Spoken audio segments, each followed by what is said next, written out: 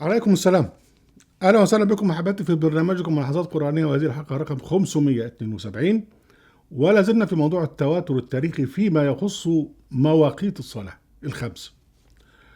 ونتوقف الان مع خلافه معاويه. معاويه تنازل له الحسن بن علي، وده سمي عام الجماعه، واصبح هو الخليفه، والشيعه كلهم دخلوا، شيعه علي دخلوا في الطاعه. لكن ظل العراق هو موطن المعارضة. الشيعة فيه كتير قوي. فيعمل ايه معاوية؟ هو استخدم واحد من قواد علي القدامى، اللي هو زياد بن أبيه. ده زياد كان أبوه يعني ابن زنا يعني، وكان يعني متهم ناس كتير بأن هم أبوه، منهم أبو سفيان اللي هو أبو معاوية. فقام معاوية باستلحاق زياد بأبيه، قال لك انت مش زياد بن أبي، انت زياد ابن أبي سفيان، انت أخوي. واتفق معاه ان هو يأتي ويقاسم، يعني كان هو قبل كده كان هو والي لعلي على فارس. فقال له يعني هات جزء من المال وتاخد جزء وتبقى معايا، وبعدين بعد كده عملوا والي للعراق. زياد بن أبي كان من كبار السياسيين، والعراق كان صعب جدا حكمه، وفي الخوارج وفي الشيعة وفي الموالي إلى آخره، وناس فيه أهواء. فلما راح زياد بن أبي خطب خطبة مشهورة جدا اسمها خطبة الخطبة البتراء، لأن لا قال فيها بسم الله الرحمن الرحيم ولا قال فيها أي حاجة، راح داخل على طول شمال في الناس. وقال بقى بعد كده اللي يعمل كذا هعمل فيه كذا، اللي يعمل كذا هعمل فيه كذا، وانتم احدثتوا احداث واحنا احدثنا لكم عقوبه. فمن غرق قوم غرقناه، ومن نقب عن قوم نقبنا على قلبه. وهددهم تهديد شديد، وبعدين قال لهم شوفوا خلي بالكم. آه قال انا هعمل نظام حظر تجول، من بعد كذا لا حد يطلع هيتمسك ويقتل. الخطبة بتقول ايه؟ تقول الرواية: واستعمل زياد على شرطته عبد الله بن حصن. وبعدين كان بقى فكان يؤخر صلاة العشاء ثم يصلي، فيأمر رجلا أن يقرأ سورة البقرة أو مثلها، يرتل القرآن بعد صلاة العشاء.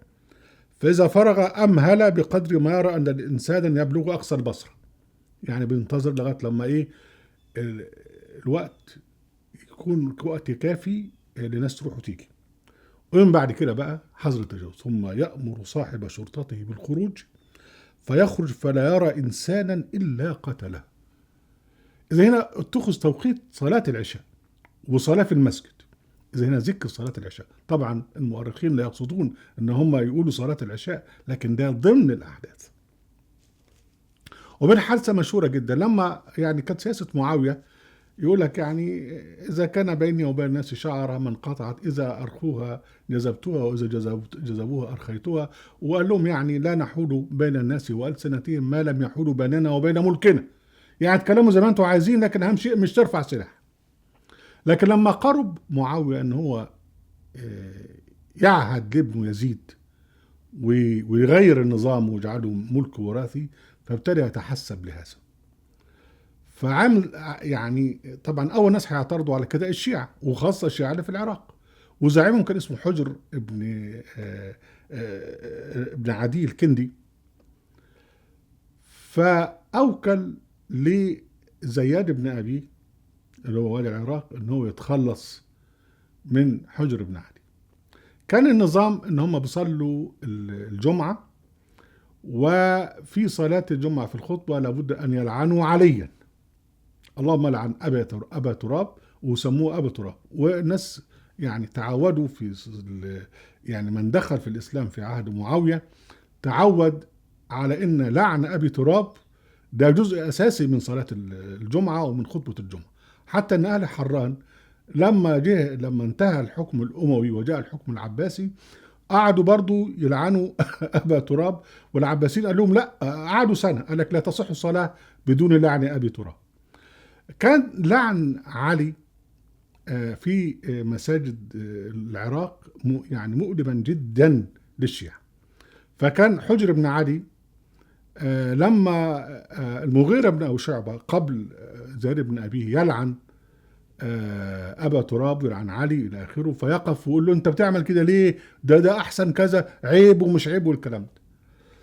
فالناس اللي هم يعني أصفياء المغيرة بن أبي شعبة يقولوا أنت ساب الراجل ده كل شوية يحتج عليك؟ يقول لهم يعني شوفوا بقول لكم على إيه، أنا رجل قد قرب أجلي، وأنا مش عايز إن أنا أقتل خيار هذا المصر يعني هذه البلد وبعدين أخش جهنم ومعاوية يعني يستفيد بها.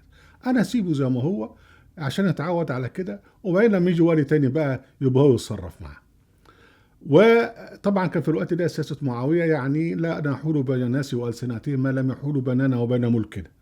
فلما جه زياد بن أبيه بقى وعمل بقى القوانين العرفية، وابتدى بقى معاوية يجهز لابنه في الخلافة، فقال له بقى يعني ما تسكتش على حجر بن عدي. فجه حجر بن بقى لما جه زياد يشتم علي بن ابي طالب في خطبة الجمعة، فقام اليه حجر بن عدي كالعادة وقال له انت بتعمل ايه وكذا الى اخره. فعلى طول راح جاي وقبض عليه واشهد عليه ناس انه حمل السلاح وانه عمل كذا وكذا، وبعثه الى معاوية وقتله معاوية ومعه والنفر الذين او الاصحاب الذين كانوا معه. القصة دي كلها يهمنا فيها انها صلاة الجمعة، يعني كانت صلاة الجمعة موجودة في هذا الوقت. برضو حنذكر بأن المؤرخين لم يقصدوا التأريخ للصلوات، وإنما جاء هذا يعني في سياق الأحداث. يعني كانت التزام الصلوات الخمس حتى في المواقف الصعبة وفي الحروب إلى آخره، وإن الناس دول لم يتعلموا الصلاة بقى من النبي زي ما بقول صلوا كم مرة نصلي، ولكن هو تواتر حافظوا عليه. أهلا وسهلا بكم أحبتي في برنامجكم لحظات قرآنية وفي قناة أهل القرآن وفي موقع أهل القرآن. لا تنسوا المشاركة بالشير، وعليكم السلام.